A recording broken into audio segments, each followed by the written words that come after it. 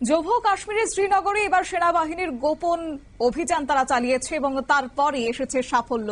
অবশ্য সেনা জঙ্গির গুলির লড়াই চলেছে দীর্ঘক্ষণ। তারপরে শ্রীনগরের হারওয়ান এলাকায় খতম হয়েছে ৩ জঙ্গি। নিরাপত্তা রক্ষীদের তৎপরতায় বানচাল হয়েছে সন্ত্রাসবাদী হামলার ছক, এমনই সূত্র বলছে।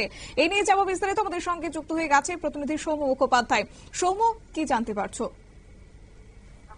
আজকেই তৃণমূল কংগ্রেসের সেকেন্ড ইন কমান্ড ডায়মন্ড হারবারের সাংসদ অভিষেক বন্দ্যোপাধ্যায় সকালবেলা কলকাতা থেকে দিল্লি যাওয়ার সময় প্রশ্ন তুলেছিলেন যে পেহেলগাঁও যে জঙ্গি হামলা হয়েছিল তার যারা মূল 4 জন সন্ত্রাসবাদী ছিল তাদের কি বিরুদ্ধে কি ব্যবস্থা নেওয়া হলো, তাদেরকে কেন এখনো পর্যন্ত গ্রেফতার করা হলো না। অন্যদিকে আজকেই লোকসভাতে রাজনাথ সিং অপারেশন সিন্ধু এবং পেহেলগাঁও জঙ্গি হামলা নিয়ে বক্তব্য রেখেছেন। আর তারপরেই খবর এলো যে শ্রীনগরে সকাল থেকে এনকাউন্টার চলছিল পুলিশ এবং জঙ্গিদের, সেনা এবং জঙ্গিদের মধ্যে। তার সাথে 3 জন জঙ্গি নিহত হয়েছে। প্রথমে তাদের পরিচয় জানা না গেলেও পরে জানা যায় যে এই জঙ্গিদের মধ্যে একজন বৈশরণ উপত্যকার যে হামলা হয়েছিল তাতে জড়িত ছিল তার মাস্টার মাইন্ড সুলেমান মুসা এবং তার 2 জন সঙ্গী। মূল মাস্টার মাইন্ড যে সুলেমান মুসা পাক মদতপুষ্ট জেহাদি সংগঠন লস্করে তৈয়বার সদস্য ছিল এবং পাকিস্তানে সেনাতে হাসিম মুসা নামেও এই জঙ্গি কাজ করত।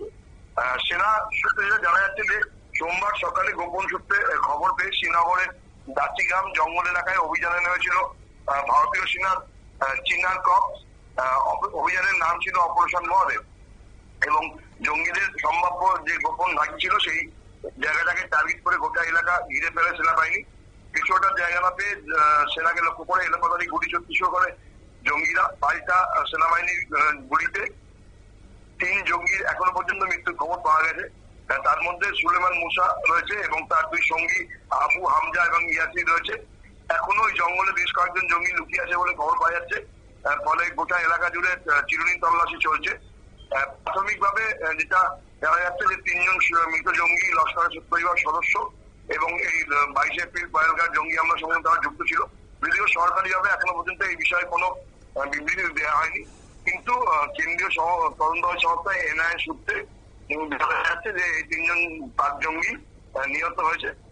তবে যতক্ষণ পর্যন্ত না এই বিষয়ে সরকারি কোনো বিজ্ঞপ্তি দেওয়া হচ্ছে, তবে কিছু সরকার তরফ থেকে ঘোষণা করা হচ্ছে না।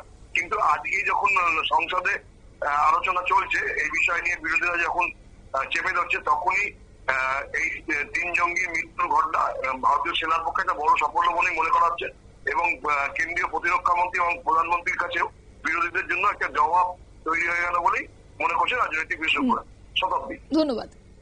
অর্থাৎ আপনারা শুনলেন যে সেনাবাহিনীর এই সাফল্য, অপারেশন মহাদেবী নামের বিশেষ অভিযান তারা চালিয়েছে এবং সেনাবাহিনীর 3 সশস্ত্র জঙ্গিকে নিকেশ করেছে। জম্মু কাশ্মীর পুলিশের সহযোগিতায় চালানো হয়েছে এই অভিযান, পূর্ব পরিকল্পিত ছিল বলে জানা গেছে। এবং তাৎপর্যপূর্ণ বিষয় হচ্ছে যে এই 3 জন জঙ্গির মধ্যে পেহেলগাম হামলার যে মূল চক্র, যে মূল ষড়যন্ত্রকারী, তাদের মধ্যেও নিকেশ হয়েছে সেই এমনই বিষয় জানা গেছে। অন্যদিকে সংসদে বিরোধীরা অভিযোগ করছিল যে পেহেলগাম হামলায় যারা চক্ররা রয়েছেন তাদেরকে কি নিকেশ করা গেছে, তারই যেন একটা জবাব দিয়ে দিলেন এবার সেনাবাহিনী।